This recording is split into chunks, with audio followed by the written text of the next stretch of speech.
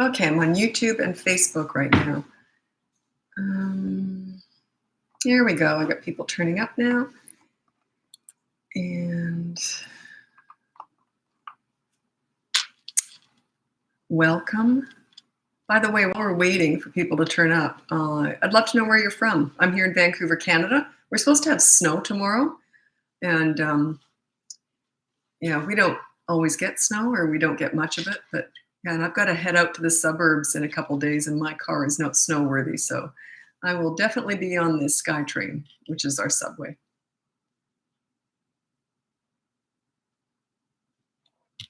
So where are you from? Paris, Illinois. I've heard of that before, actually. Cambridge, Canada. I don't know where that is. Cambridge, Ontario, right? Cambridge, Ontario. Yeah, that sounds right. So I'm just kind of waking up here. I just had a busy day. So I was just taking it easy. I was drinking my kombucha and just taking it easy. So, okay. So let's get going with your parenting questions. There's enough people here. Hopefully you'll start asking questions. 1 hour west of Toronto. I was right. Okay, good. I'm not usually right. So anyway, okay. So if you check out the link above, Washington State. Hello, neighbor. Melbourne, Australia. My son was born in Sydney. My daughter was born in Brisbane. I was in Australia for about 20 years. So yeah, I love it. Australia is home too to me. So welcome. I've got some clients who are in Australia. What was I going to say? Oh yeah, if you go on the link above, you can get my free behavior board, my mini toddler course, my big boot camp course, or you can hire me for coaching. And be really careful. Sometimes people think that they're actually buying my courses, and they're not. So if you want to go check out my courses, make sure you follow the link. And my website is bratbusters.com. But follow the link so you know that you'll be taken to the right place. Because, I got a bit of a following online now, and people just tend to want to get in on that. So it's really unfortunate. But yeah, nothing I can do about that. So as long as you follow the links, you'll be safe. Bristol, is that Connecticut? CT? Wouldn't be Cincinnati. That would be CN, wouldn't it? Okay, I'm having an issue with my 4-year-old daughter lying. Yeah, lying is actually quite an easy one to deal with. Get the behavior board. It's completely free. Go on the link above or wherever you are, and get the behavior board, and you put down on there, no lying. And then in brackets, put down, I will decide when you're lying. So what you do is you ask whoever the 4-year-old is, and you say, can you please tell me what happened? And you take notes, pen and paper, take notes. And then what happened? And then what happened? Then about an hour later, say, can you please tell me that story again? Tell me exactly what happened. The truth never changes. It may be embellished, but a lie changes. So that's you checking to see if it's a lie. That's number one. Then when you know she's lying or he's lying, you say, okay, you lied. Let's go to the behavior board. Just say it like it is. Don't overdo it. You told an untruth. That wasn't very nice. Don't do any of that's ridiculous. So I know it's trendy to do all that stuff. But anyway, just say, yeah, okay, you lied. Let's go to the behavior board. The consequence for lying is this. So they'll eventually learn. Winchester, Virginia. Welcome. Ohio. I like Ohio, Iowa, and what's the other? Idaho. I had 3 people on TikTok a while ago, and there was Idaho, Ohio, and Iowa all in a row. It was really funny. Well, it wasn't really funny. It was just ironic. Was that ironic? No, it's just a coincidence. Whatever. Let it go, Lisa. What can help me discipline my son from throwing toys? I don't know. Is he 12? 2? I don't know. You need to put an age for that stuff. Almost 4, always in people's faces, being silly and so loud. He is the eldest of 4 children, last of 3-month twins. Last are 3-month twins. Okay, he's just all over the place. Is he doing it? Is he just loud to get attention? Yeah, I don't quite know. I'd have to figure out, why is he loud? Was he always loud, or he's only been loud for the last 3 months since these last ones were born? Yeah, I don't know. I'd have to figure out why he's loud before I would know how to progress from there. Okay. Sumter, South Carolina. Geez, that's hard to say. Sumter. Feels like there should be a P in there too. Sumter. Is it pronounced that way, or is the one of those silent? Anyway, Michigan. Hi, Michigan.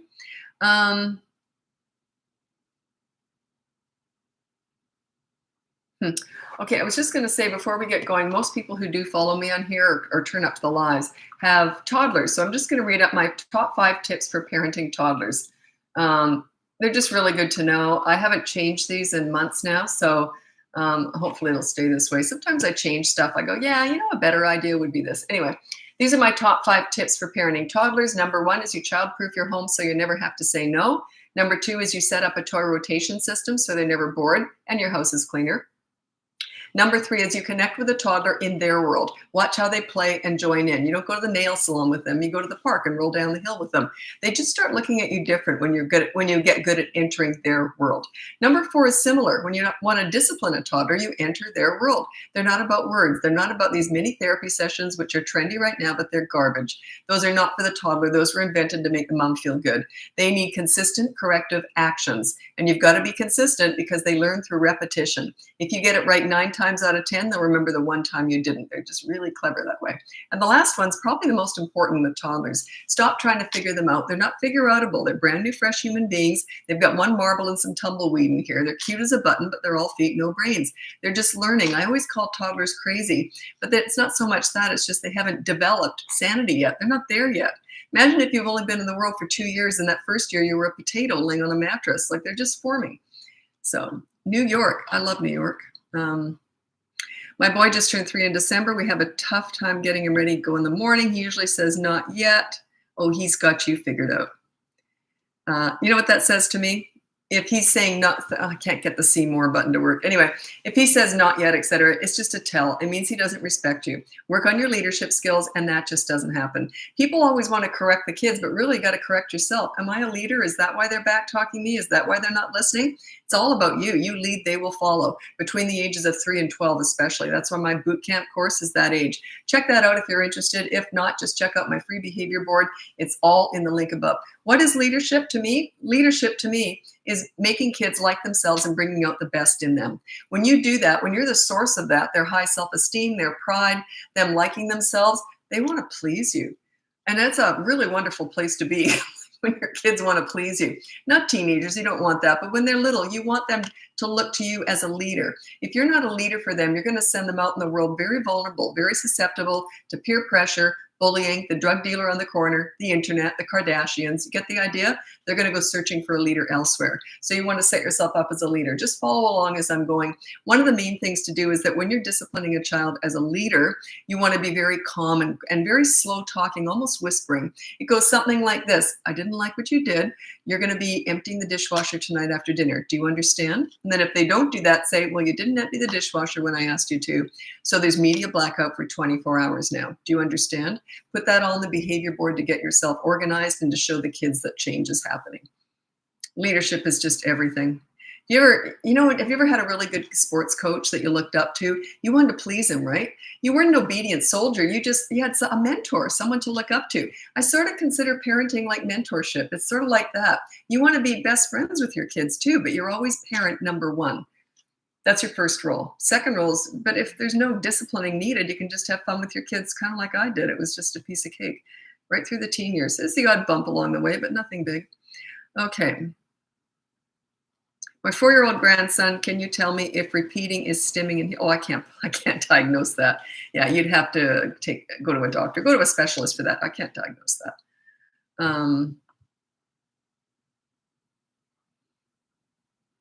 I'm not qualified. It's not that I haven't got enough information, but I'm not qualified for that at all. I'm a parenting coach. So yeah, I'm not qualified for that. Okay. Because I just didn't want you hiring me to assess that. That's why I'm saying, if you want to know if your grandson is autistic, do not hire me to assess that. That is not my role. My role is teaching parents how to be leaders. I'm all about the parent-child relationship. So it doesn't matter if the child's autistic or ADHD or WXYZ, whatever. I can still work on the relationship, but anything past that, like when it comes to assessing, that's not my role at all. And by the way, I worked with all those kids. I used to call them alphabet kids. They always had something after their name. And I treated them all the same. I knew how to get leadership, but I didn't change the way I treated them. Autism is a little bit different.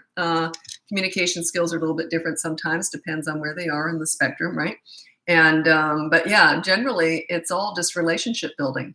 So it doesn't matter what the kids have, it's still relationship building. because I work with disabled children, sick children, children who were born NAS, narcotic addiction syndrome. They call it different things in different places, but when they're born addicted to something, we used to call them NAS babies. So I've worked with them. I've worked with all these kids with a lot of challenges, and it's still just connecting. Discipline is just a tiny, tiny part of it. It just happens to be what you guys are asking me all the time, but that's not what I consider leadership. Leadership is more about bonding with kids and connecting with them, making them like themselves. If they like themselves with you, think about that. Why would they be rude to you? If you make them like themselves and feel good about themselves, they respect you. They look up to you. So a lot of power in that. It's a really good thing.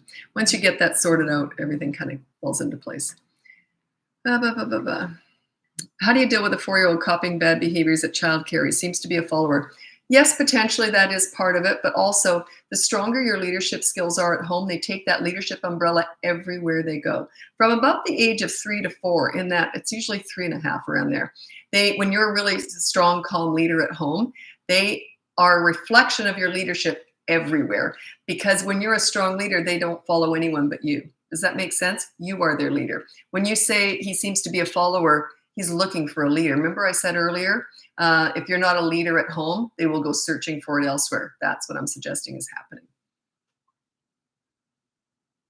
Work on your leadership skills. Check out my boot camp course. That's what it's all about. 3 to 12 years old. It's all about you, teaching you how to be a leader. Yeah. Anyway, I just finished. That course now has videos in every section, and the other ones are following all the other courses. I'm working on that right now. But yeah, all the courses will have videos. I've got stories in there. It's not instead of the written form on the online courses, but it's just sort of enhances it.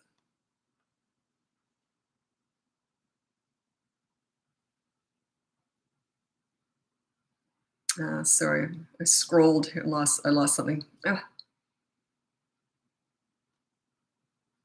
Sorry, I got to scroll ahead now because I lost a question. And then I realized people come and go. So I don't want to ask questions that are older just in case people have gone. How do I discipline my 2-year-old son? How do I get him to clean up his toys? You don't. You don't get a 2-year-old to clean up his toys.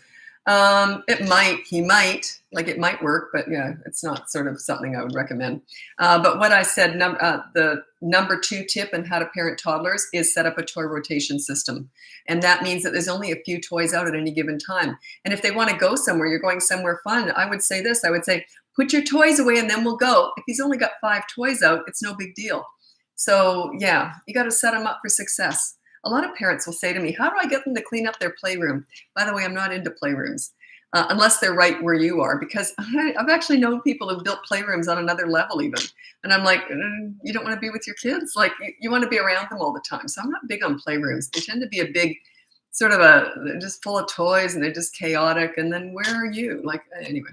I'm not saying you shouldn't have one, but it'd be nice if it was near where you are all the time, maybe an open concept one. But yeah, a lot of parents say, well, I want them to clean up their toy room. And I say, can you just pan over and show me what it looks like? It's cluttered chaos. And I'm like, no, you clean it up, minimize it, organize it, and then you can ask them to maintain that. But even then, be very careful. Okay. If I already purchased the boot camp, can I still get? Yeah, you can look at that course anytime you want. Even if you've ticked it all and you've completed it, you can still go back and look at it. So.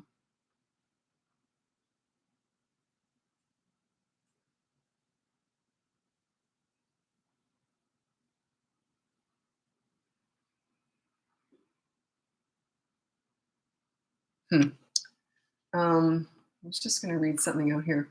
I'm trying to get more into, I get questions all over the place and I just don't have time to answer them. And a lot of them I think would pertain to a lot of people, so they're not just specific. If you ask me questions elsewhere and they're just specific to you, I probably won't answer it.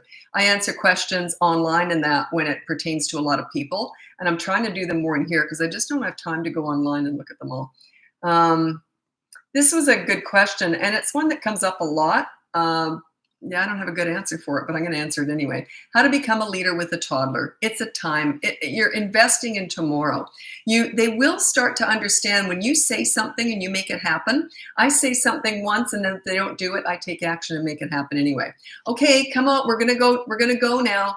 Come to the front door. Let's go to the back door. If they don't come right away, I don't repeat myself. I go pick them up and carry them to the door.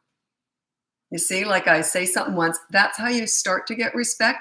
They start to understand, hey, wait a minute, when she says something, it's going to happen. I may as well follow her anyway. But yeah, so mean what you say and say what you mean. And also play with them a lot. Play in their world. You never take a 2-year-old to the nail salon and expect to bond with them that way. It's not a bad thing to do, but that's not how you bond with them. You bond with children in their world. Fun, by the way, fun is their love language. It's all of our love, all kids' love language is fun. And they don't really have fun at the nail salon like they do in their world. If you join them and have fun in their world, that is their love language. They just look at you differently. Yeah, all the times I think it's really funny because I've talked to a lot of clients who say, I never really play with my kids. I don't enjoy it. And then I have to work on that and say, well, you're going to have to figure it out because that's going to be a superpower. So leaders are fun. Leaders are not dictators at all. Believe me, my kids had a voice and I heard from them. And when I was working with kids, they told me what they were thinking. Believe me. Because I'm open to being accountable, but I'm also very much a leader. And I don't take any crap. So, and kids pick up on that, but because I'm fun and I play in their world and I'm talking to them in their world and I'm connecting with them in their world, they listen to me. So it starts when they're little, but don't expect them to really be that respectful till they're 3 to 4 years old.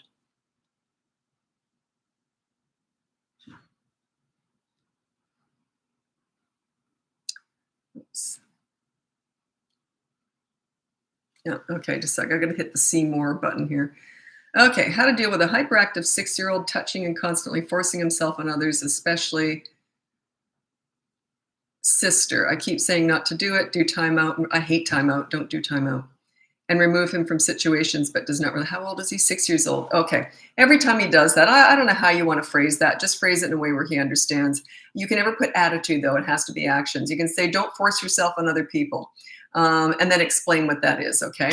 And every time he does, there's a consequence. Timeout is just, I hate it. I think it's mean. It's humiliating. And there's no lesson behind it. It's you go in the corner and feel like crap about yourself and then come out. And what do just a disaster. I can't stand it. Anyway, so use the behavior board. It's completely free. It teaches you how to have a rule and a consequence. So the rule is don't force yourself on other people. The consequence, there's ideas on that free behavior board. It'll explain all that. If you want to go to the next level, that's the boot camp. That's 3 to 12 years old. That's all focused on you. It's got everything sort of included in there.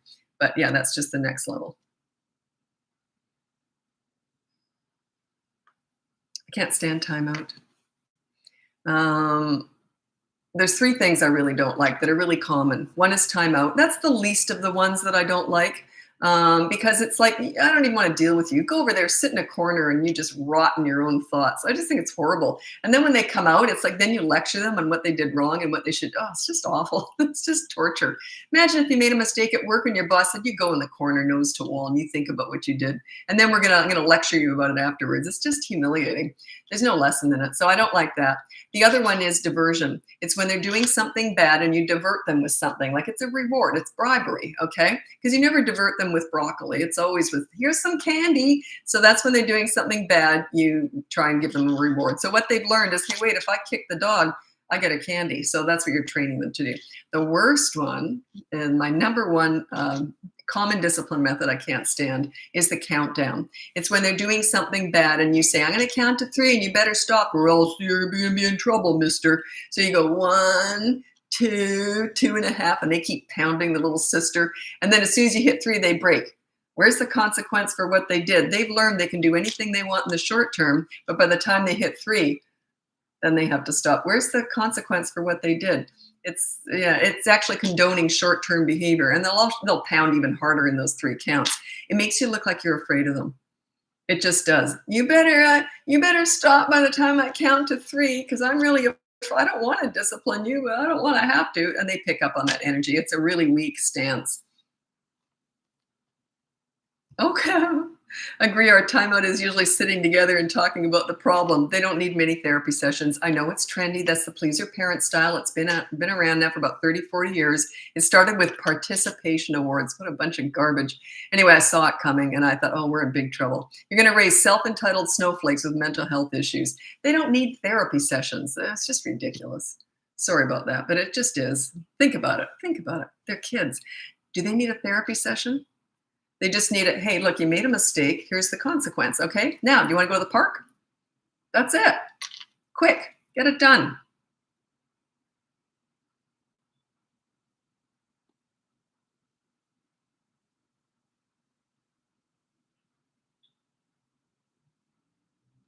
Mm. Any help with 7-year-old with sensory issues that lead to anger, socks, pants, it's 7 degrees outside. Yeah, I don't know what's going on there. Whenever someone says sensory issues, that's like saying, what about a kid who's challenging? I mean, it's such a broad statement. I don't know exactly what's going on there. So if you really want my help, I would have to assess the situation. You'd have to hire me for coaching because it's too broad of a statement. I don't know what his sensory issues are. So I wouldn't know how to give you advice on that. Yeah, sorry, but it's too big of a question for just these lies.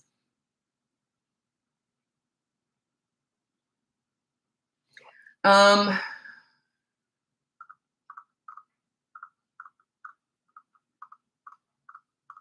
Sorry, I'm just going through my notes here. One thing I was going to talk about is one of the reasons why children have tantrums is the transitions.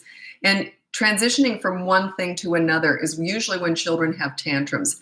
Um, and transitions, everyone's afraid of that. Everyone's afraid of, oh my God, I know if I tell him we're going home, he's going to have a fit. What you might be able to do to prevent the tantrum, or maybe perhaps if not, don't worry about it, let it happen anyway. But I used to say to my son who had tantrums, he was little, and I would say, we're going to be leaving soon. I'm going to get your boots by the door. And, I was sort of trying to get him used to going. He didn't always have tantrums when we transitioned from one fun place to get in the car, but sometimes he did. So I did everything I could to sort of teach him not to have a tantrum. I was trying to prepare him for it. But then when it's time to go, I said, okay, we're going now. And then I did not waffle at all. As soon as I said we're going, if he did have a tantrum, I would pick him up under my arm, put him in the car, and let him scream all the way home. I could have cared less. I completely ignored him. But yeah, you have to take action. Transitions are something I know a lot of parents really struggle with this because they want to avoid the fit scenes and tantrums. You can't. You can kind of prepare them for a transition, but if they're not willing to listen and they're not willing to, because sometimes they'll say, okay, mommy, and then still in the moment when you want to take them home, they have a fit. So transitions are usually when tantrums occur, and you can't always prevent a tantrum, and you don't always want to. You want them to learn how to not always get their own way. When you say you have to go home and have dinner, you're going to go home and have dinner. They can't sit and play at the park all day or all night. So yeah, I know it's tough, but it's worth it in the long run.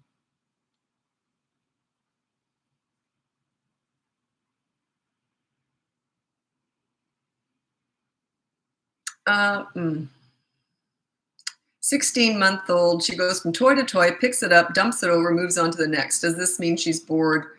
Or is it just the age? She could just have too much stuff out there. What I would do is start up a toy rotation system. She can only have 5 toys out at any given time, something like that. Put all the rest away, but put out ones that she doesn't usually play with, stuff she's not used to seeing, and you get her started. Show her how to play with those toys. Sometimes parents just put stuff up and out there and say, have at it. Whereas I'd rather say, well, look what we're going to do. You know what we used to do? I used to do this a lot with my kids. So I used to make forts under the dining room table. So I just put a big blanket over top, and we go underneath the forts with pillows, and they'd bring toys in. And then I loved it when they said, oh, it's only for kids. Grown-ups can't come in. And I go, yippee, free time for mommy. so yeah, you got to show them how to play sometimes.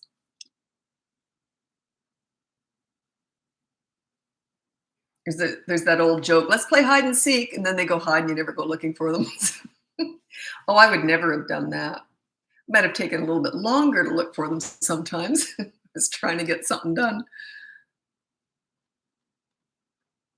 Okay. 3-year-old runs after hitting and throwing things. He doesn't understand media blackout. I need an immediate response. That's not timeout. You need an immediate response.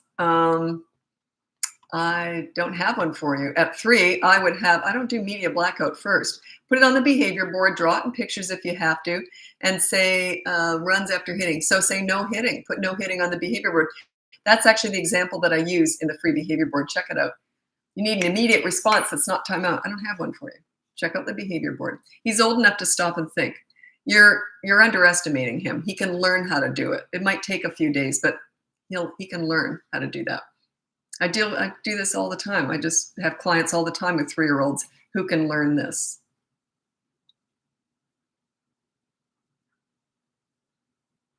Oh, okay. Consequences for stealing from friends, family, cell phones. He's 8. He's 7. ADHD and trauma history. That is coaching. I can't possibly help you on a live here. I'd have to assess the situation, decide how to move forward, and coach you through it. So check out my coaching if you want my one-on-one help. That's the only way I could deal with trauma history and stuff like that. I mean, I'm sure you understand that. That's a big issue.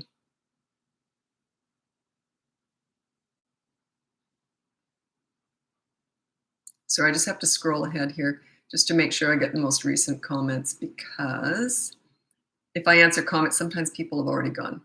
My 4-year-old son, only son, is giving a hard time to my boyfriend. My zipper is itching me. To my boyfriend, not the father of my son. Like, just for a small, I can see more button. I can never get that to work. No, my son reacts so intense, then I have to step up and deal with it. My boyfriend says he does that because I walk his student. Yeah, you'd have to hire me for that. It's kind of in the co-parenting department, or it's kind of in the step parenting department. That's coaching. I don't know your history. I don't know if the father, I don't know what's going on there. So again, it's one of those questions. You'd have to hire me for coaching. I'd have to assess the situation, decide how to move forward. But yeah, I don't know what's going on there. Too many things could be going on there.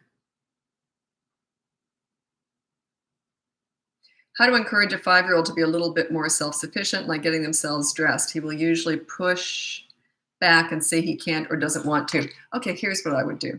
I would set up a place where he really wants to go. I'm going to use this as an example, but it's a ridiculous one.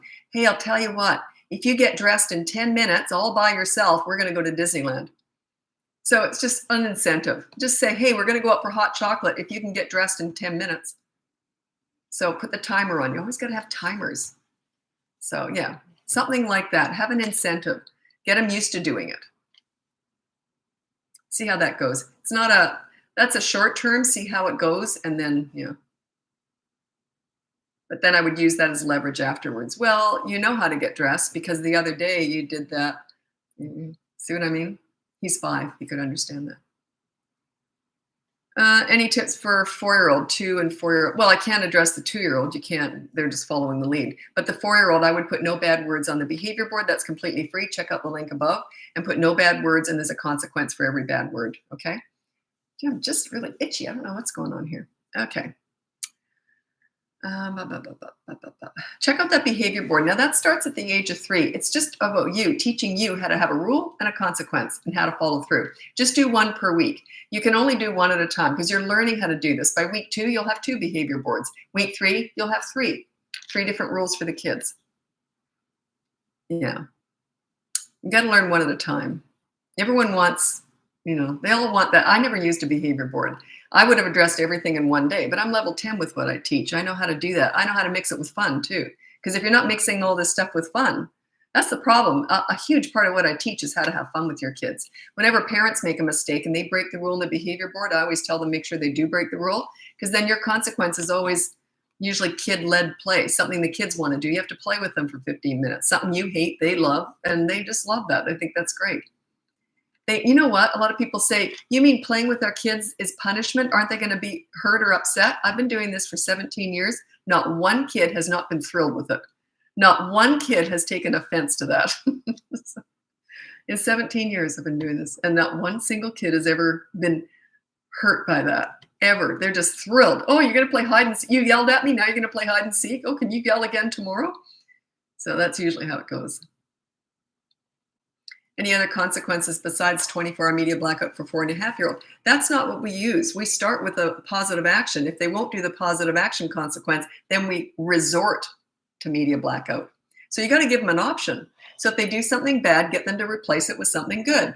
So they have to do a good deed. If they won't do that, then you do the negative one. I don't like you never start there. It's too much.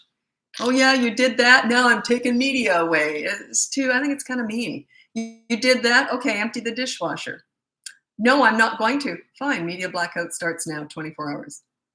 See, they'll learn. So you want them to learn how to do something nice. Have them do a good deed. Don't overthink that. Everyone says, what's a really good consequence? It doesn't matter. It's just a good deed. Empty the dishwasher. Bring the dishes into the sink after you eat. Something like that. Oops. Oh, good. I got to go. I got to go to Instagram. I'm on YouTube the whole time when I'm doing these lives. I got to move over to Instagram now if you want to follow me over there. If not, check out the link above. You can get my free behavior board, my mini toddler courses, my big boot camp course for 3 to 12 years old. Remember, that's all focused on you. That has videos now throughout the whole thing. I've added all that in the last, week. They all went up. And then, or you can hire me for coaching. Anyway, thanks so much. Happy parenting. Sorry, YouTube, just button pushing here. And Instagram. Instagram is not my biggest following, but it's the busiest lives. Don't know why. Okay.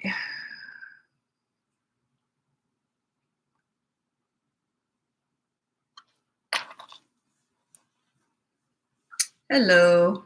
Just waiting for people to turn up. While we're waiting, I'd love to know where you're from. I'm here in Vancouver, Canada. We're supposed to have snow tonight or tomorrow, so that's kind of exciting. We don't get a lot of snow here, so. Although, because we don't, you should see the roads. None of us know how to drive in the snow. It's hilarious. We're like going sideways. Oh, Vermont, you would know how to drive in the snow. Oh, shoot. CT, that's Connecticut, right? Cincinnati is CN, sorry, Maryland, M. I don't know what M is. Oh, shoot. North Carolina, San Francisco, Australia. Hi, Australia. I'm Australian, half Australian. My kids were raised in Australia. Roseville, California, Missouri, San Diego, Texas, Indiana, Australia, another Australia, or was that the same one? Oh, another one. Okay, Florida, snowing here in New York. Snow is so beautiful when it falls, not so much when you have to go out in it. Anyway, I'm going to start with your questions now. If you go to the link above, you can get my free behavior board, my mini toddler courses, my big boot camp course, which now includes videos throughout the whole thing, which was requested, and also my coaching. So those are the 4 things in the link. By the way, watch out for scammers. If you're clicking the link, it just takes you to where my stuff is. But be very careful out there. I know some people have been scammed and they bought stuff they thought was mine because people have evidently used my videos. And there's nothing I can do about that, you know. But anyway, so be really careful. Just follow the links. Those links are mine. And also, there's not auto payments. I have no auto payments. If you're getting payments, isn't that awful? People sign up for things, they think it's me, and then they're paying over and over and over again, this credit card, it's awful, but there's nothing I can do about that. So sorry about that. I can't even say, I don't even feel guilty about that. Like it's not my thing, but just make sure you follow the link. I feel bad for you though. Yeah, I didn't do it. New Zealand, very hot. Oh, it's summer down there. We used to ski in Queenstown. Love, love, love that. Okay, so let's get going with your parenting questions. Tasmania, Australia, excellent. Louisiana, Montreal, BC, BC. Jamaica, hello. Kentucky, is that your flag? Montreal. Okay, any tips for my 12-month-old who won't sleep through the night? He doesn't take a passy and only a bottle will put him back to sleep. 12 months old, yeah, you're still in the baby stage. I will answer that, but first of all, I'm gonna read out the top 4 stages of parenting. I don't know, I need to look at my notes because I get sidetracked otherwise. I don't even know, oh, there it is. Okay, these are these are my 4 stages of parenting, and it's all based on you, not your child. But it's the first stage is when you have a baby 0 to 15 months. It's all nurturing, kind of, there's not much disciplining or not many lessons going on. It's just a lot of playing and nurturing and cuddling and all that stuff. Then you go into the toddler stage as a parent. This is more teaching them right from wrong. And it's all about consistent corrective actions, not words. I know words in therapy sessions with, let's discuss all your big feelings and big emotions. That's just garbage. I know it's trendy, but it's garbage. Anyway, number 3 is the child stage from 3 to 12 years old. That's when you're at the height of your leadership. You're the leader. They look up to you. You're like a mentor to them. They care what you think. They're not susceptible to bullies, peer pressure, the drug dealer on the corner, the internet, the Kardashians, because they've got you as the leader. So they're not susceptible or vulnerable out there in the world. So then you go into the final stage of parenting. This is the one I think people have the most trouble with, the teen stage. You have to back off, let them make mistakes. You don't sweat the small stuff. You don't micromanage. You don't tell them what to do. You listen to understand and show empathy. You do not listen to gather information to lecture with. If they want your advice, they'll ask for it. And also negotiate with teenagers. Say something like this: hey, I want your dirty clothes in the hamper from now on. What do you want from me? So you got to just back off, take a step back. You're still the leader when needed, but the rest of the time you want them to have their own, like, to lead themselves. You want them to sort of have more of a say in their life. That's really important. Remember, you made mistakes as a teenager. They're allowed to too. If a teenager makes mistakes and it's not that big a deal, I would have said, well, that was stupid. Do you want to hear what I did at your age? Like, and laugh it off. No big deal. So 12-month-old, how do you get them to sleep through the night? They're in the baby stage. I already said it's a lot of cuddling and loving. You're going to just have to, Oh, I hate this. You're just going to have to shut the door and let them cry it out. You can go in every 5 minutes, pat them on the back, and say, "You're okay." At the very most, I would sit in a chair beside their crib, stick my arm in there to give them that, and I would look like this, like I'm nodding off. I wouldn't look at them or talk to them, but you're still in there. But yeah, it's just going to be difficult. There's nothing I can tell you that's going to make that easy. So sorry about that. But yeah. I did that with my son. He was, I think, 10 months old before he ever slept through a night. And I did the controlled crying. I let him cry. I'd go in every 5 minutes. "You're all right. You're all right." Then I'd go sit outside his door and cry. While he was crying, I was crying. It was hell. I hated it. So sorry about that. I don't know what else you can do. Can't reason with a baby. And they're babies till they're about 15 months old, in my mind.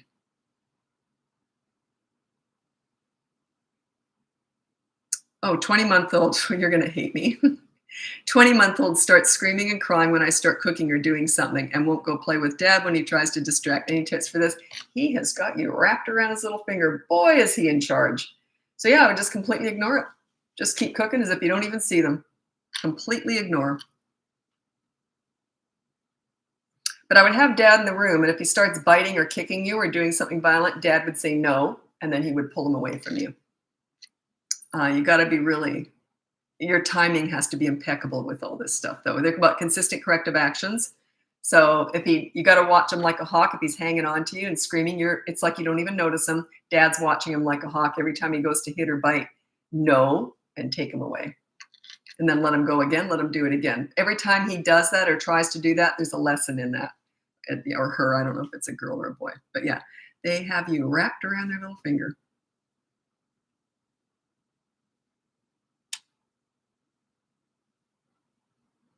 I don't discuss stepchildren. The reason is if I tell you something and then the biological parent doesn't like it, I don't do that.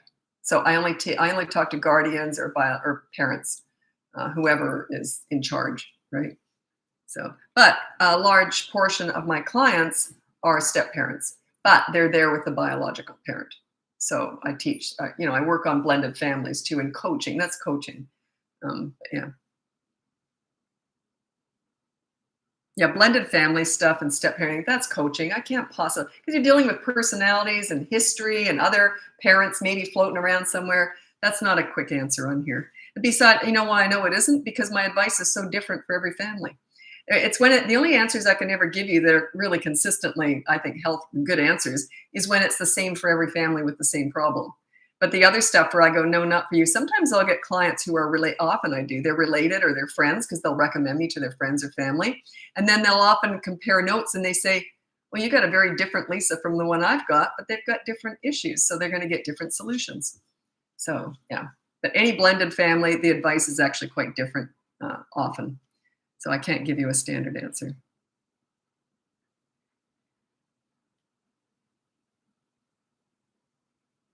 3-year-old extreme emotional tantrums thinks she is the boss. Well, there's a reason for that. At 3, they find their power. That's when there's 2 things that happen. They either go this way or that way. If you're a leader, they get easier. If you're not a leader, they get more difficult because they find their power. So yeah, I'm suggesting you work on your leadership skills. So check out the boot camp course. That might be for you. It teaches you how to be a leader. It's all parent focused. It deals with a whole bunch of stuff. It's a 5-week course. Teaches you how to get respect in 5 weeks. Start small. Do not rush that course. You can stretch it out by a week or 2, but do not rush it. Do not go to, everyone wants week 4. Do not go to week 4 right away. You need those first 3 weeks in training, teaching yourself how to lead. By week 4, that's when you're starting to click in with it, and the kids are starting to get that you're a leader. Thanks. He never goes violent, biting or kicking, just crying and hanging off. Yeah, he'll get bored when you're ignoring him. Yeah, he's in charge. Not for long, though. You'll learn. Hi, Lisa. Do you coach only one parent? I can coach 1. I can coach 2. I've coached 4. The step parents and the other parents, they've all come in. So yeah, whoever wants to, if you're paying me for coaching, the only thing I don't like nannies or grandparents unless they're really heavily involved. I just don't want that. But yeah, parents too. If there's 2 parents in a household, a parent and a step parent, another parent, I'll often talk to all 4 of them. So, yeah. It's a boy, thanks. He does have me wrapped. Not for long. You'll learn. He's still little. He's tiny. He's little. Okay, 4-year-old wakes up several times a night. We instantly put him back to bed and leave. What can we do differently? Well, I don't know if you've set up the whole system, but I have a bedtime battles course. It teaches you how to get them to bed, and then the part 2 is how to keep them there. So there's a very specific way of doing that. It's usually one night of sheer hell. So yeah, if you're going to get that course, buckle up. Do it on a weekend when you don't have to get up the next day. But it's often just one night of hell. Might not be one night of hell, but usually the bigger the storm, the bigger the rainbow. So yeah, I often tell this one story. I just don't feel like telling it tonight. But yeah, there was one client in particular was up till 5 a.m. doing this because this kid was quite a bit older, and it was just a battle. But anyway, he did win the battle. But he said all he did all night was curse me. He was very funny, actually. Okay. Ooh, you've already answered your own question. 3.5-year-old always so mad when I say no to anything. How should I react back? Why on earth are you reacting to that? There's no way I would react to that. Yeah. If they say no, then you take action or just ignore. Yeah, you're reacting. They gotcha, like in the palm of their hand. 3-year-old runs away in public. That's a runner. That's one of the 4 things that they're either born to do or they're never going to do. One is running, one is climbing, one is aggressiveness, hitting. They're either going to hit or they're never going to hit. The other one is tantrums. If they're a runner, put them on a harness when you go out, and then as soon as they start to run, clip them in with a leash and say, you're going to be on this lead, call it whatever you like. I don't worry about that stuff, but just say I'm going to be hanging on to you for the rest of this outing now. Do you understand? Because you tried to run, and they'll eventually learn. They have to earn their freedom, but you got to keep them clipped in for the rest of that outing.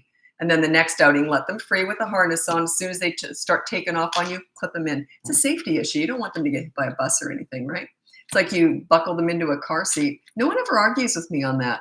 They used to. Years and years ago, they used to argue, oh, I'm never going to put a leash on my kid. So you'd rather than be flattened by a bus? Like, you know. So you never buckle them in the car seat either? Like, you got to restrain them to keep them alive, right?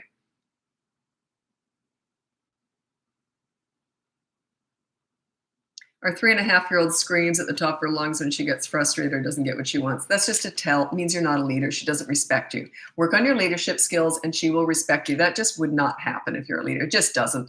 Check out my boot camp course. It's designed for that, for, if you want to be a leader. And then that attitude, it's an organic thing. You don't address the attitude, the screaming. You address your leadership, and then she will not do that anymore because you lead, they will follow. Okay. I'm going to read out my what did I write down? Top 3 leadership qualities. I don't like the way I've worded it. I just wrote this out the other day. But anyway, these are my top 3 leadership qualities. Number 1 is during the storms when they're upset and they're mad and all that. You have to stay calm and fair. It's like a business transaction, no emotions. Number 2 is when you're playing with them and everything's nice, you can be crazy and fun and loud as much as you want. But there's a drastic difference between when you're disciplining and when the rest of the time. And you want everything to be the rest of the time. When you're disciplining, you get really quiet and really calm. Okay, it's powerful. Number 3 is you be a great listener. Listen to understand and show empathy. And never tell your kids what to do. Do what my mom did and not what I did with my kids. I'd go to my mom with a problem, and I was tiny. I would say, Mom, what should I do? This happened. She always used to say the same thing. Well, you're a smart girl. You can figure it out. And then we'd talk about it. I always thought I was solving all my own problems. Mom was there guiding me along the way to be my own problem solver. I did the same with my kids. They said, what should I do? I'd say, I don't know. What do you think you should do? Here's what I might do, but that might not work for you. Whatever. So we'd talk about it. So yeah, be a great listener. Encourage them to think for themselves. If you want to tell them what to do all the time, you're a dictator. That's the old-fashioned authority style parenting. I don't do that. I'm a leader.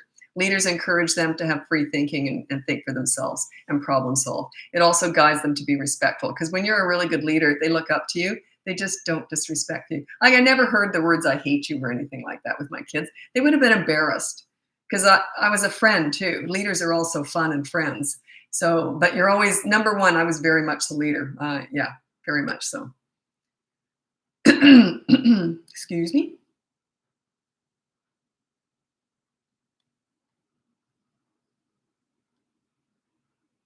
Oh, So you're starting to be the leader with a 2-year-old, and you're being calm and firm and all that, but your husband is the pleaser, so the kid always wants to be with them. That'll shift. They generally go to the leader eventually. So right now they're just thinking, well, I get whatever I want, but you got to be on the same page. Say to your husband, if I say no and then he goes to you, make sure he doesn't get what I just said no to. So you got to be on the same page, but that will flip. They generally turn to the leader for pretty much everything. Once you're a really good leader, the pleaser, they still love the pleaser, but they turn to the leader because there's strength in leadership. So by the time they're 3 or whatever, they kind of always go to the leader anyway. Yeah, so that'll shift. But if he's undermining you and giving into what you just said no to, that's not good. So you got to be on the same page. My ex-husband was the pleaser. My dad was the pleaser. I was the leader. My mom was the leader. There's usually a leader and a pleaser in a family. There's not usually 2 leaders, and that's okay.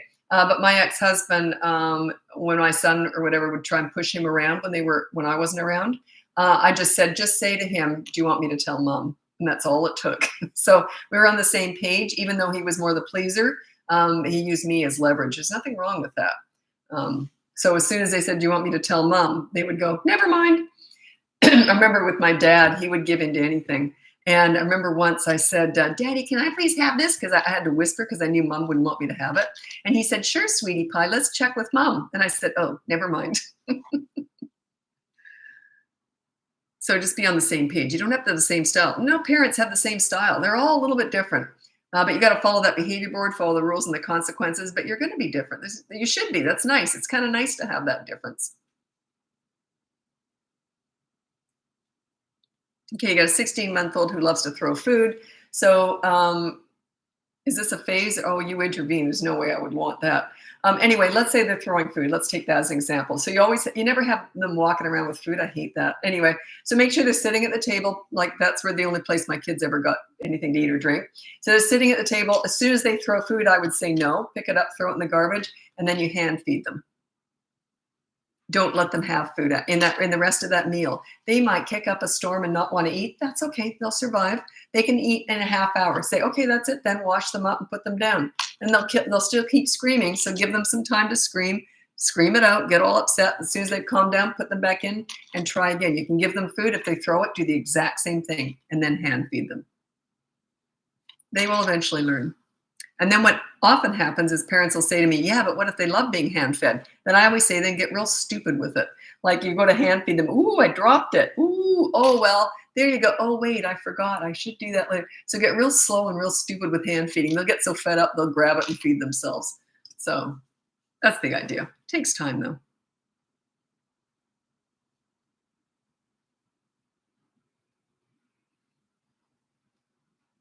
Oh, you got a 3-year-old who's peeing to get her own way?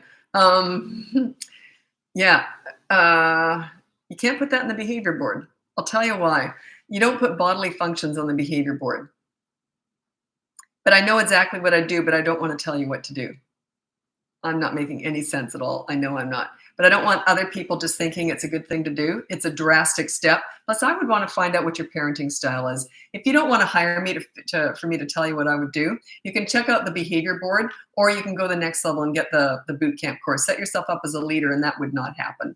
But if they're peeing in the car, I would take action pretty quick. I know exactly what I'd do. But I don't want to tell you because then I know what I do, but I don't know what parenting style you're. I'd have to assess the whole situation. What do you normally do? What's the history with that? Why would she do that? When did she start doing that? When did she get potty trained? How did that go? You see what I mean? There's a whole bunch of questions. But check out the boot camp course. That might be for you. Once you're a leader, that stuff does not tend to happen. I know I'm all over the place with that, but 3-year-old has zero interest in the potty, but tells me he immediately when he poops. Yeah, check out I have a course called Potty Party something. I can't remember what it's called. Anyway, I trained my son in 1 day and my daughter in 2 days. I made it a party. It was a whole fun thing. They were both 2.5 and they were trained very, very fast with that. But I was already kind of a leader, but it's a really good opportunity to exercise your leadership. And but anyway, check out that course. It might be for you, even though your child's 3. I always say potty training around 2.5 is a good age for most kids. Some are 2, some are 3. So.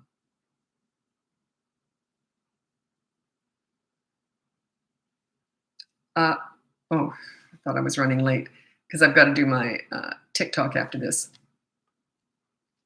Have I gone overtime? No, it's okay. I get mixed up because I get lost in what I'm doing and I don't have a timer going, which I should be doing. Okay, 2.5-year-old hitting aggressively, how to teach him it's not okay without timeout or spanking. Okay, timeout and spanking, those aren't good. But anyway, hitting aggressively, you use consistent corrective actions. So every single time, like they're toddlers. Under the age of 3, to me, they're a toddler. So if they're hitting, you use consistent corrective actions. And what you do is you say no, and then you have a negative response. Like you take a toy away or remove them from the fun or remove fun from them. You got to do it every single time, though. I actually have a little mini course on toddlers who hit, and it kind of goes into detail about how you deal with that.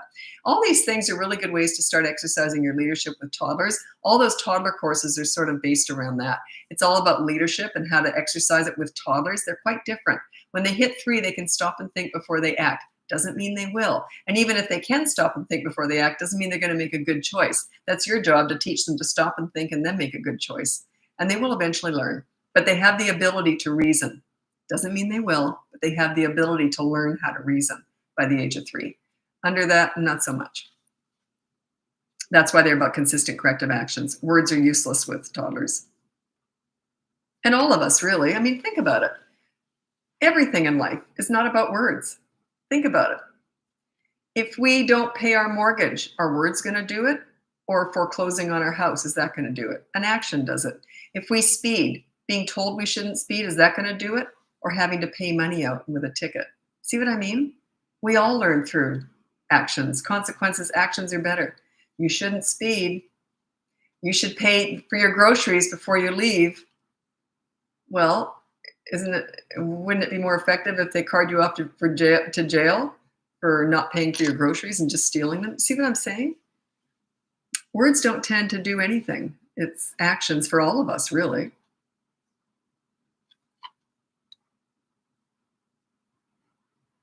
Where can we listen to this other? I'm on YouTube the whole time. So I'm on every time I do a live, it's on YouTube from start to finish all the way through, and that's where they're all saved. And then what I do is, while I'm on YouTube, I go from Facebook to Instagram to TikTok. So I do 20 minutes when it's not scheduled, 20 minutes on each. When it is scheduled, these Tuesday and Thursday nights, I do 30 minutes. And my voice is already starting to go, and I haven't even got to TikTok yet. Anyway, so yeah, they're all saved on YouTube. Consequence for a 5-year-old being mean to a friend. I don't know what they're doing. I'd have to figure that out. Are they mean to everybody else too? What are they like with you? They're mean to a friend. Oh, I would address that right away. I'd replace that with them having to do something nice. I don't go overboard with the apologizing. It's a little bit humiliating. But I would have, if they're being mean to a friend, I would have them say, sorry, I was mean to you. I shouldn't have done that. How about I do this for you? So you have them do something nice. You don't just say, don't be mean. You say, here's how you be nice. So you get them to do something nice. It's funny. I just hit my 15,000 steps because that's my minimum every day. And I'm just sitting here doing nothing. How on earth did I get, you know what I mean? I'm sitting here doing nothing. How did I do that? Anyway, it's happened before. So yeah, it's not just discipline is not just teaching children. Actually, I don't do much of discipline. It's just not my thing. Disciplining, it's just that's what you want to hear. So I know how to do it. I just don't tend to do it very much. But I never let anything go. It doesn't make sense. But I kind of have a different style. I don't teach what I do. I teach how you learn. Anyway, it doesn't make sense, I know, but it does to me. But anyway, you're not just teaching them what not to do. You're teaching them what to do. A lot of parents forget about that. They're so focused on this, you shouldn't do that, you shouldn't do that, but you're not teaching them what to do. So yeah, teach your 5-year-old how to be nice things to do, and make them do it. But be careful with shaming them. I just watched a video earlier and it just popped up, things do. And it's because I watch stuff on shaming and bullying and that sometimes. And it was fat shaming, and they were talking about fat shaming. Isn't that funny that the word shaming is just it's so common now? Is it and they were talking about fat shaming and skinny shaming and all this stuff. And I thought, shaming is it's bullying, really. But yeah, it just struck me as interesting. Yeah, you don't want to shame your child. No shaming is good. No shame is good. There's no place for shame in this world.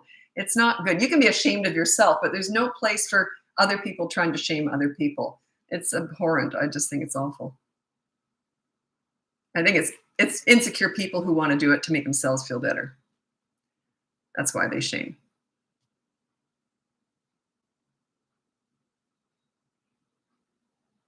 I'll tell you what it was, just because it got under my skin. It was an overweight woman going to the gym, and people were shaming her. I used to work in gyms, and one of my favorite classes to teach was, we used to call it the big T-shirt class, and it was all bigger people, and I would also wear a big T-shirt. And yeah, the last place you should be shaming bigger people is at a gym, and I just thought it was the nastiest thing.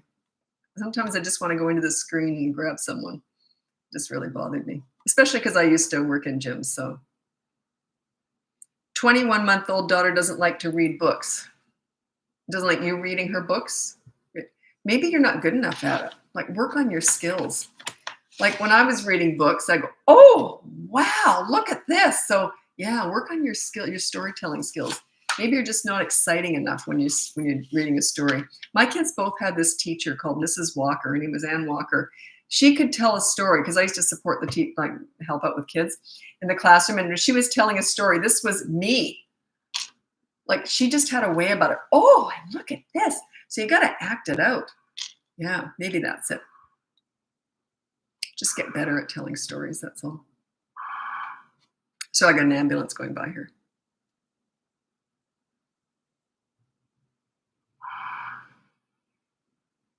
Okay, you got a 2-year-old refusing to go to sleep, sleep problems. Check out my Bedtime Battles course. That'll sort of go into all that, because I kind of watch them. It just goes into great detail. It's 2 parts: how to get them in bed and how to keep them there. You said she's great with naps, but maybe she doesn't need naps anymore. Both my kids stopped napping at 12 months old. They had accidental naps, but they stopped having regular naps at 12 months old. They just didn't need a lot of sleep. So maybe that's part of it.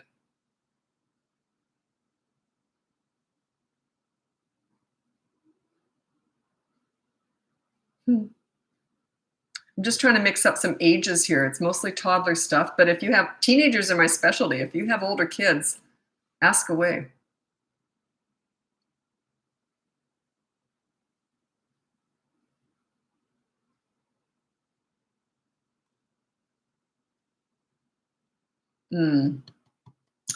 This one, I don't know how to answer this one. How to help my 4.5-year-old struggling with an abrupt teacher, and how can I support her wanting to go to preschool?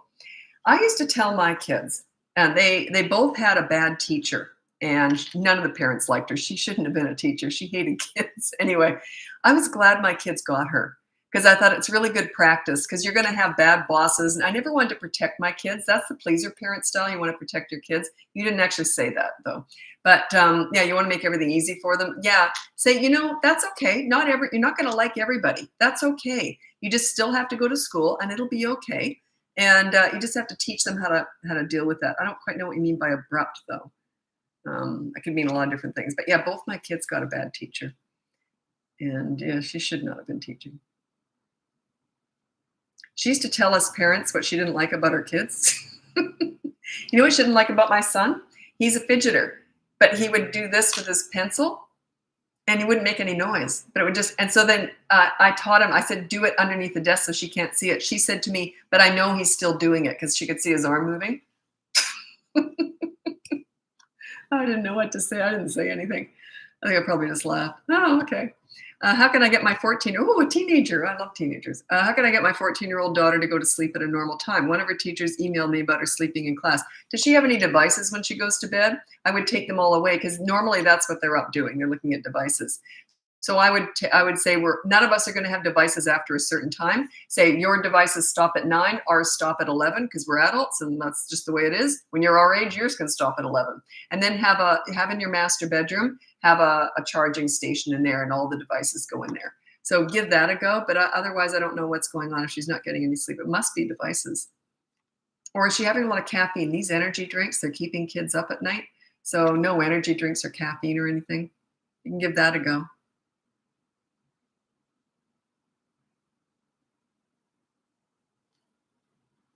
Well, okay.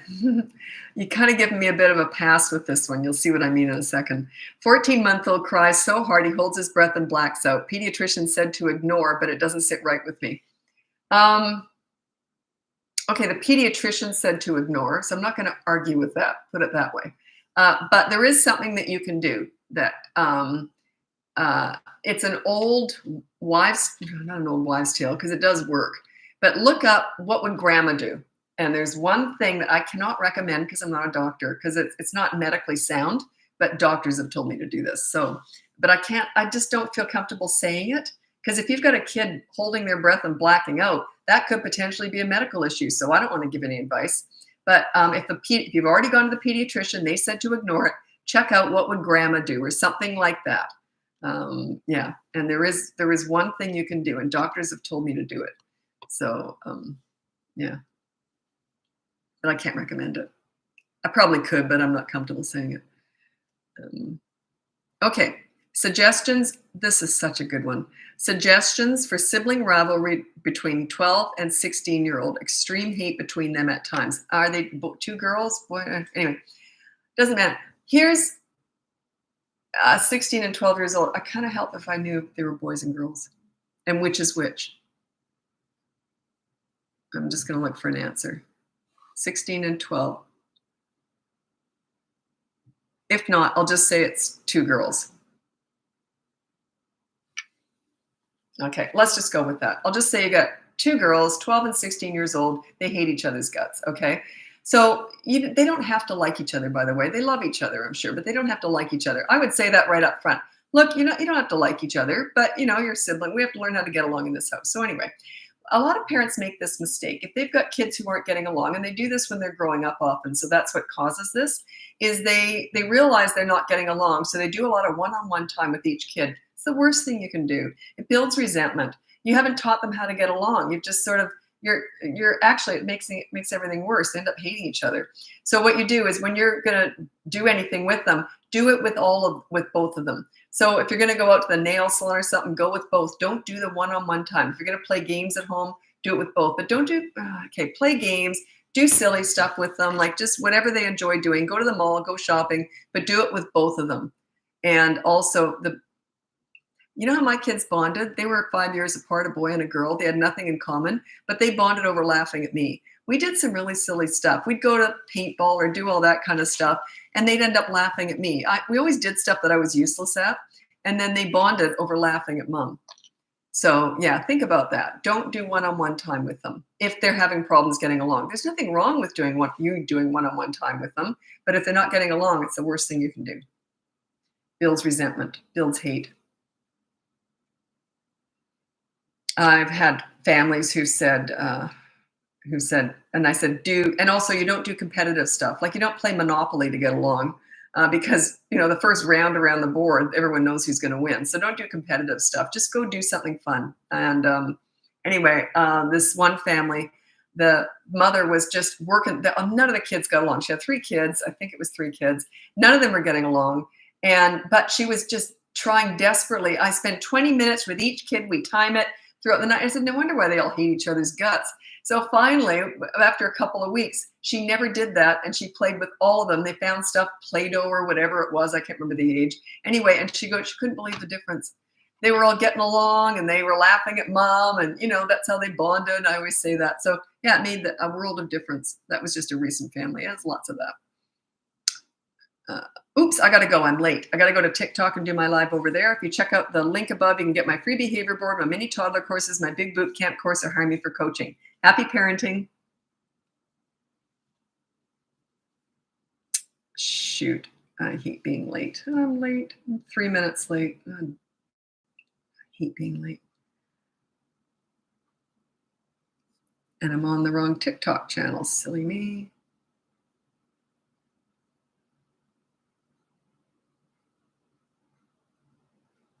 There we go. Nope. There we go.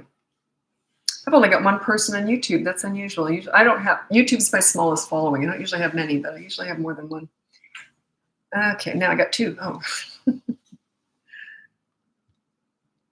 Okay, hello, welcome.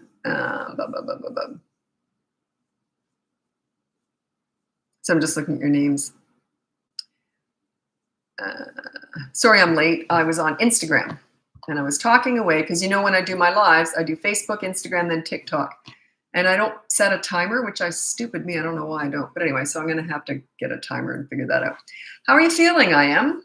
You back to normal? You're feeling okay? I am was passed out. She's pregnant, and she passed out and ended up in hospital. So hope you're feeling better. Peaches, that's a cute name. Okay, I'm curious, where are you guys from, by the way? I'm in Vancouver, BC, Vancouver, Canada. There's two Vancouvers. There's one in the state of Washington in the States, which is very close to us. But yeah, we're the more, like most people when you say Vancouver think Canada. Minnesota, hello Minnesota. Sarnia, Ontario, I've never heard of that. South Alabama, I've heard of that. I get Southerners and coaching, and within 2 minutes, I'm talking like them. I am so susceptible to a Southern accent. I love it. One day I had this cowboy, this guy. He was like a rodeo guy, a cowboy. Oh my God, you should have heard him talk. It was fantastic. I could just listen to that all day long. Massachusetts, hi Massachusetts. Oklahoma City, it's on YouTube, I'm reading down there. Port Huron, Michigan. Huron. Is there a Lake Huron? Huron. New Brunswick. Welcome. Oh, very low iron. Oh, they gave me some. Oh, excellent. Being pregnant. Oh, geez, I hated it. Couldn't stand it. I had back pain, nausea. It's just a nightmare. Yeah, some people love it. I just couldn't stand being pregnant. I'm great once they pop out. Come alive, but pregnant. Eesh. Iowa. Hello, Iowa. Ottawa. Medicine Hat, Alberta. Above Port Huron, Michigan. Oh, okay. Okay, so let's get going with your parenting questions. If you go on the link above, you'll see my free behavior board, my mini toddler courses, my big boot camp course, which is now full of videos. It's all finished now. I added videos to all the sections, and it's just extra stories and stuff like that.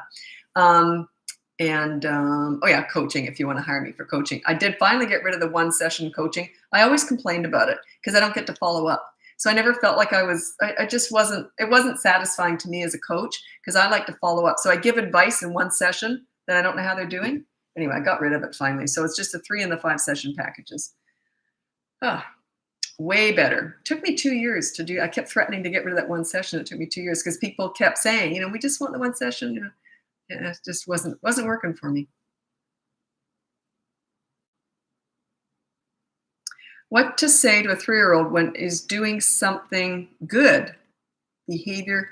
So you're going down the praise path. Yeah, be careful with that.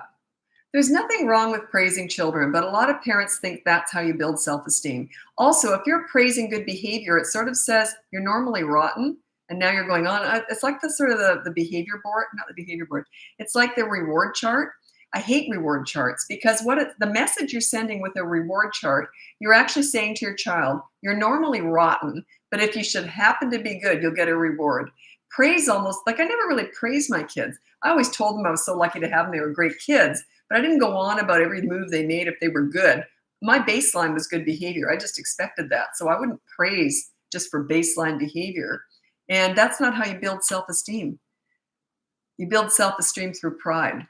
If children feel good about themselves, that is self-esteem. Just telling them they're great, that does not build self-esteem at all. I would love it if someone would argue with me on that. I could go on about that one for hours. Yeah. Pride builds self-esteem, not praise.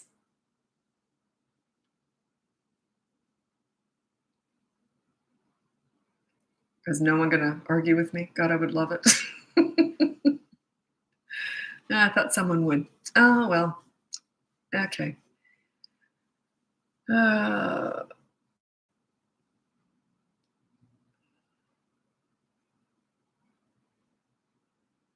Okay. I don't quite know what you mean by this, but I'm going to guess. The privileges in my house is the reward. When they are bad, they don't have to watch the TV. Okay. What you're saying is, I used to say to my kids, like because sometimes they go to someone's house and there'd be a reward chart. So if a kid did something good, they'd get a reward. And my kids sometimes would come home and say, why don't we get a reward for doing something good or just being normal? Like in my book, they would, I know what it was. One time I think it was my daughter came home and she'd been at this house and the kids got rewarded because they didn't jump up from the dinner table or something like that. Well, that's just normal behavior is you sit at the dinner table. So my daughter came home and I said, "Your reward is having me as a mother." And they go, "Oh, never mind. Okay." So the privileges, I used to say, "Yeah, if you want a reward, having me as a mother, there you go. You're welcome." I don't reward you just for being normal. To me, good behavior is normal. I don't reward that. But I was constantly telling my kids they were great. Even this morning, my daughter's 29 years old, and we meet up every morning on going to the gym. So I see her from a distance, and as soon as I saw her, I'm such a mother. As soon as I saw, I'm all over my kids, right? As soon as I saw her, I thought, "Oh, there's my precious angel." She's 29 years old. There's my precious angel. She loves that. My son's like, "Oh God, here she goes." But yeah, so that it's not that you're not all over them and they don't know they're wonderful. It's that you don't praise them just for good behavior. You don't praise them for the baseline. Yeah. Remember, praise does not build high self-esteem. How do I get my 3-year-old to stop talking back? That's a tell. You've taught them to talk back by not being a leader. When you're a leader, they do not talk back to a leader. It's all about you. You lead, they will follow. They're following your lack of leadership. So you've taught them to talk back. It's just the way it is. Check out my boot camp course. It goes from 3 to 12 years old. It's all focused on you and your leadership skills. Leaders bring out the best in kids. It's just a tell. It just means they don't respect you. You can learn that. You can work on that.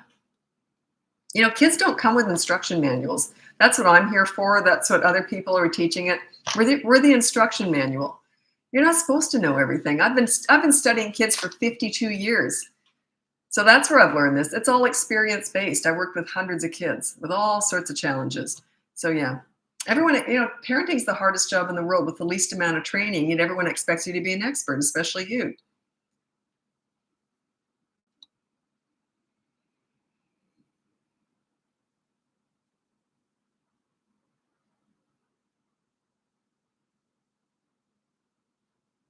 Hmm.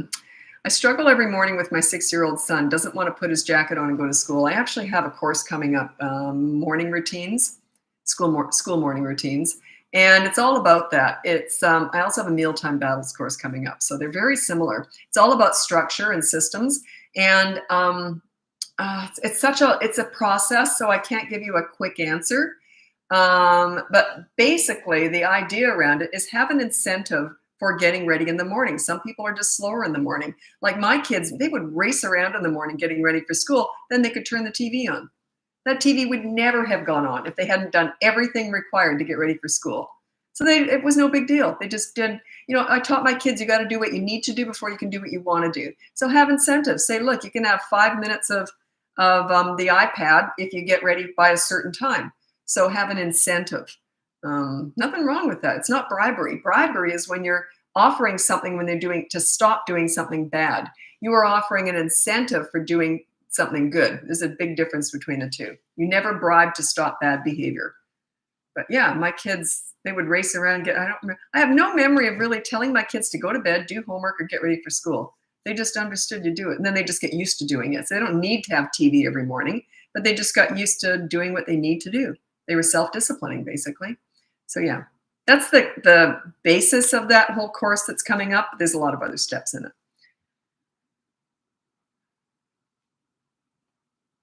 Pretty sure that would be covered in I'm curious, did I put that in my boot camp course? School morning routine. I'm just curious, just for my own. If I don't check it out now, I won't remember. Did I put? No, I won't. I'll check it out later. If it's not in there, it should be. Pretty sure I put that in there. Sorry. Routine. Yeah, but some people, the reason I do I'm going to be doing the smaller courses is because people just want to know about that. But the boot camp usually has most of everything in there. In boot camp. Sorry. I'm pretty sure I put that in there. If I didn't, I want to put that in there. So anyway, I'll do that.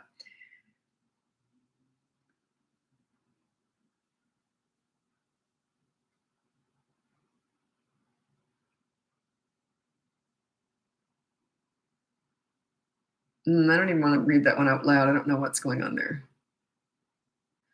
Any advice on corrective action? I always say with toddlers under the age of 3, they're about consistent corrective actions. They're not about words, they're about actions. And they learn through repetition. So they're not going to learn the first time, maybe the 50th time. But if you do it 9 times out of 10, they remember the one time you didn't do it. So you've got to be really consistent. But consistent corrective actions are just if they do something bad, that you want to associate a negative response. So it's just you say no, and then you do an action. Then you take a toy away, remove them from fun, remove fun from them. Just for a minute or two. It's not a big deal.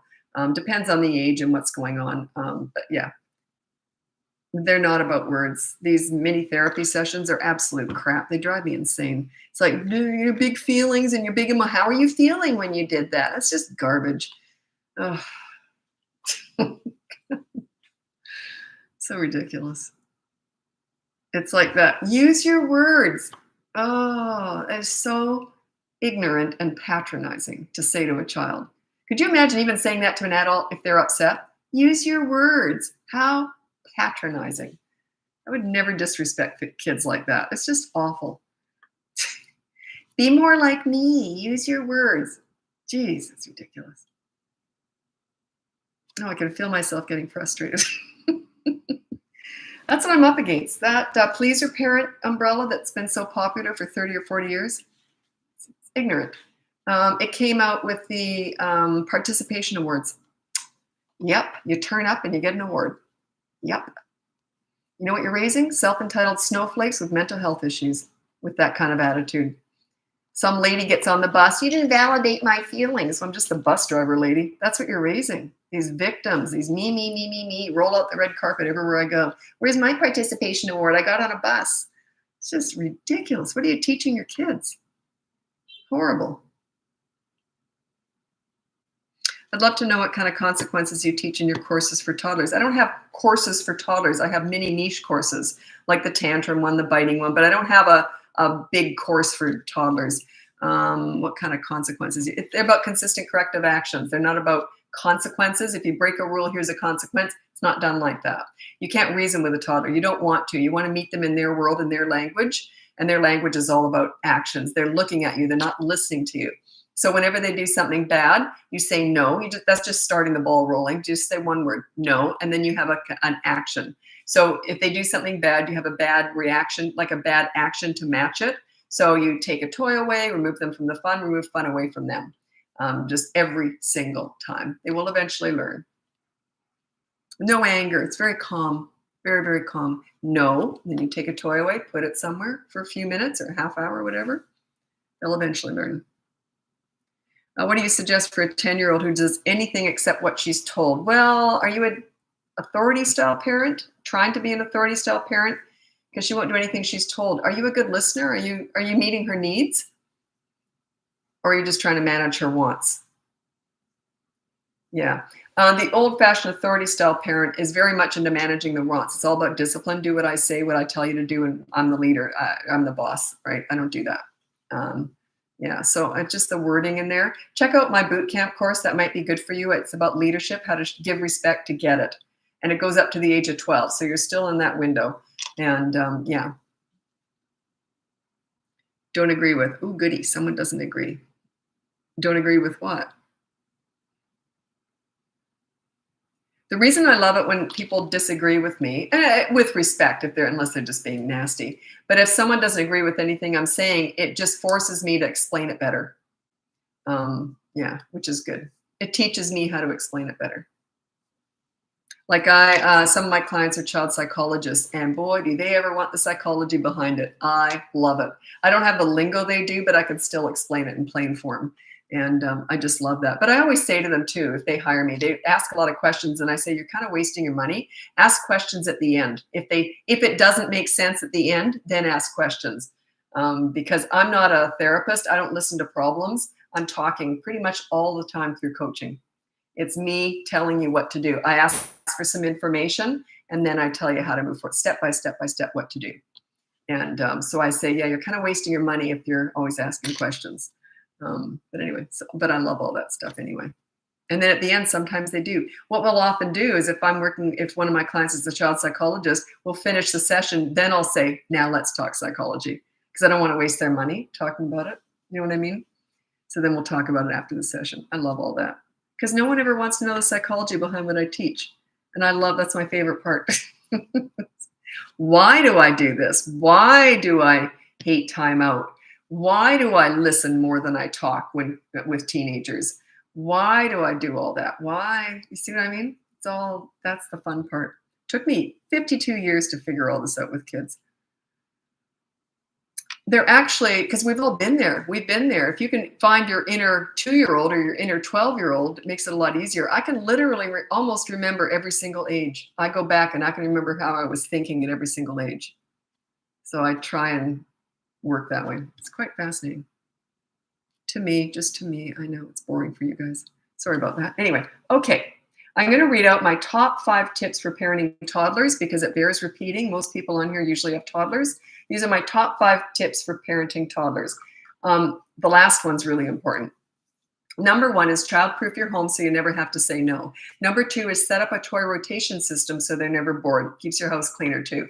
Number 3 is when you want to bond or connect with a toddler, do so in their world, not at the nail salon. You go to the park and roll down the hill with them. They just start to look at you different. You watch how they play and join in. You connect with them in their world. Same with discipline. That's number 4. How do you discipline a toddler? You do so in their world. They're not about words. They don't want to discuss emotions and feelings. That's for you. That's not for them. They're about consistent corrective actions because they're watching you. They're not listening to you. And it takes repetition, time after time after time of doing this. The last one, the most important one, is stop trying to figure them out. Toddlers are not figure-outable because they haven't formed yet. They might even do this and smear poop on the wall. Can you figure that one out? No, they're just toddlers. They're forming. They're one marble and some tumbleweed in there. They're cute as a button, but they're all feet, no brains. Imagine if you're only 2 years old and the first year you were a potato laying on a mattress. They're just forming. So that's my top 5 tips for parenting toddlers. Okay, I said I don't agree with my MIL. What the heck does mother-in-law? I had a previous comment. Oh, sorry about that. What's the psychology behind leadership? It's giving respect to get it. You give what you want. Giving respect to get it. That's the whole psychology behind it. If you want to get respect, you give it first. You show how it's done. And that's all I teach. You give respect to get it. Isn't that how you want everyone to treat you? With respect? And leadership, discipline is respect. Do you know every single troubled teen I've ever worked with has said this in different words? I wish my parents had been tougher on me growing up. They equate discipline with love. Interesting. They don't want it now, by the way. But they identify they say it in different lingo, but every single troubled teenager I've ever worked with has said to me, I wish my parents had been tougher on me growing up. They equate discipline with love. Effective discipline, respectful discipline. But anyway, give respect to get it. That is leadership. What are your tips to get through a bad day as a mom? Because it's hard sometimes. I got the best tip in the world. You go on YouTube or any platform and you look up mom fails. Look up funny mom fails and you'll end up laughing and thinking, I'm not alone. You know, often when I'm coaching, this is terrible, but often I'm coaching and parents are telling me these horrible things their kids are doing. And this is me. I'm laughing. And they're like, what are you laughing at? I said, I love kids. This is just funny to me. Like, I see it for what it is. It's normal. They think their kids are rotten and they're horrible parents. And I say, I see this every day. Like, you're not alone. So look up funny mom fails or funny dad fails, whoever you are, if you're a mom or a dad. Look up funny parenting fails and you'll feel better. You're not alone. That's why when parents are telling me all these horrible things their kids are doing, I'm laughing. I hear it every day. You're not alone. This is all normal stuff. Everything you're talking about is normal. Very rare do I come across something where I go, that's different. I had one, I think about a year or two ago. I had one. I thought, oh, that was new. Something new I hadn't come across before. It was really interesting. Extremely intelligent parents. It was really interesting, us trying to figure it out. And it was fantastic. But it was something different. That's very rare. Most of everything I hear is like, yeah, I hear this every day. You're not alone.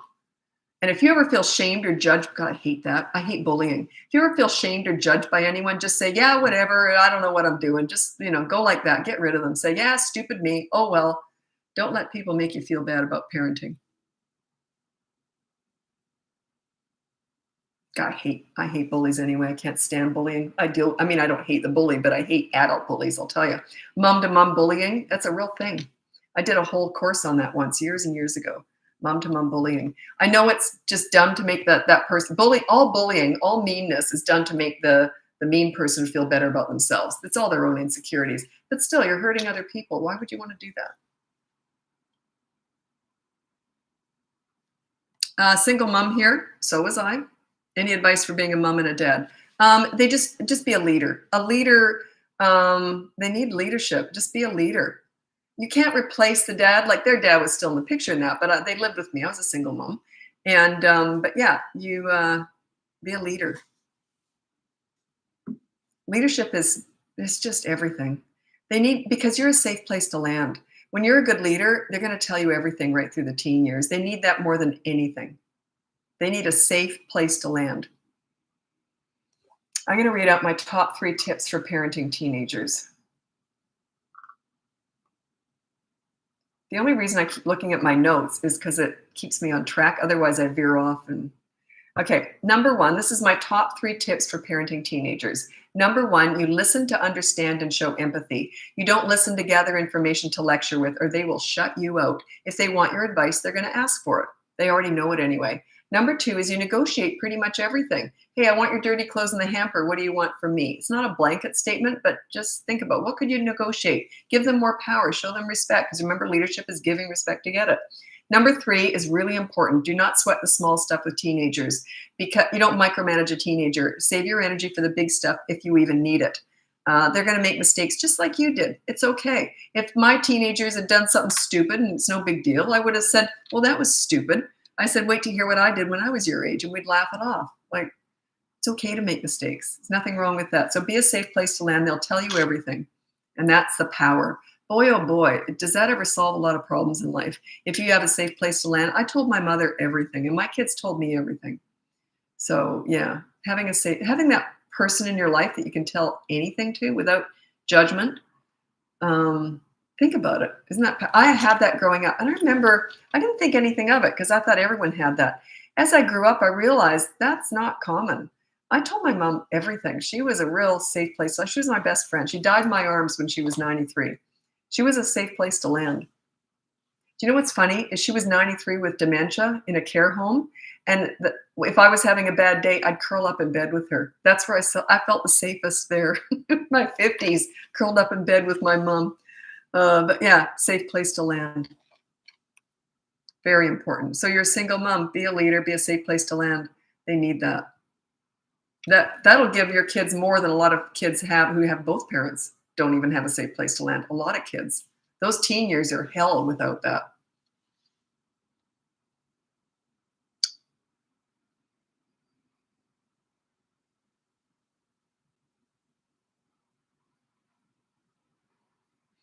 I just want to say, 13-year-old boy, it's hard. Yeah. Teenagers are my favorite age, actually. Once you get good at communicating with them and understanding them, they're actually my favorite age. But yeah, when you understand them. But anyway, I don't have any courses on teenagers. If you're really struggling, you might want to check out my coaching. I really want to reiterate this, how you're not alone, because I think a lot of parents really feel embarrassed and ashamed, like losers, like failures as parents because they're struggling. Yeah, I get this, not so much anymore. People know what I'm here for. They just let it fly. But you are not alone. You go check out, I just cannot recommend this enough. Look up, if you're feeling bad about your parenting, you look up parenting fails, funny parenting fails. You will see some of the craziest stuff out there, and have a sense of humor about it too. And be kind to yourself. Mess up. That's okay. When I messed up with my kids. Of course I did. Boy, they were quick on, oh, geez, you messed up there. And then I had to make amends because I'm very accountable. So I'd say, sorry, what can I do to make it up to you? So whatever. So make sure you're accountable. It's okay to make mistakes. There's nothing wrong with that. You want to get it pretty right. But also, if you're trying to show your kids that you're perfect, what kind of stupid example are you setting for them? Like, nobody's perfect. Who wants to be around a perfect person anyway? You want to show them, hey, I make mistakes, but I'm accountable for them. I'm going to make amends for them. So that's okay. And you don't want your kids to think that you're perfect anyway. Nobody, what a boring person. Could you imagine a perfect person?